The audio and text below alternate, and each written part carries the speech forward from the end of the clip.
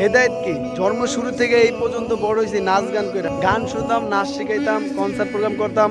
ঘুমানোর সময় কানে হেডফোন দিয়ে গান শুনে ঘুমাইতাম। ঘুমে থেকে ওইটা রিহার্সেল করতাম, মানুষকে নাচ শিখাইতাম। আজকে হেদায়েত পাওয়ার কারণে এই রাস্তা ছাইরা বেশি দিয়ে বেশি ইবাদত করি। আগে নাচ গানের দাওয়াত দিতাম, এখন মানুষকে কালেমার দাওয়াত দিই। মাথায় ক্যাপ ছিল, মাথায় এখন টুপি পরি। আগে সিরাফারা জামা পরতাম, টাইট ফিট জামা পরতাম, আজকে জুব্বা পাঞ্জাবি পরি। কানে রিং ছিল, আজকে কানে রিং ফালাই দিছি। নিজে দিনের পর উঠি, মানুষকে দিনের দাওয়াত দিই। আমি বলতে চাই ভাই, আপনারাও ফিরে আসেন। একই বলে হেদায়েত, হেদায়েত পাইলে মানুষ দিনের পর উঠতে পারবে, নামাজ কালাম পড়তে পারবে। আপনারা আল্লাহ মুখী হন, লা ইলাহা ইল্লাল্লাহ মুহাম্মাদুর রাসূলুল্লাহ। আল্লাহ বান্দার সব সইতে পারে, কিন্তু বান্দার চোখের পানি সইতে পারে না। আপনি যখন দুই হাত বাড়াইয়া চোখের পানি গালের সামনে আসবে, যে দোয়া করবেন ওই দোয়া আল্লাহ কবুল করবে। আল্লাহ বলে, বান্দা তুমি গুনাহ করে আমার কাছে তওবা করলা না, গুনার ক্ষমা চাইলা না, আমি আল্লাহ রাগ করি।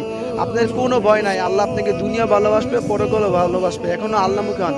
আল্লাহ ছাড়া আপনার আপন কেউ না, কেউ না। আল্লাহর কাছে সব খুইলা খুইলা বলেন, দেখবেন আল্লাহ আপনাকে ক্ষমা করবে। ওই খারাপ পথে থেকে একমাত্র আল্লাহ আপনাকে বাঁচাইতে পারবে, আর কেউ বাঁচাইতে পারবে না ভাই। এই দুনিয়া ক্ষণস্থায়ী, নারী বাড়ি গাড়ি, এগুলো আপনাকে দুনিয়া শান্তি দিবে, কিন্তু চিরস্থায়ী জাহান্নামে দিবে।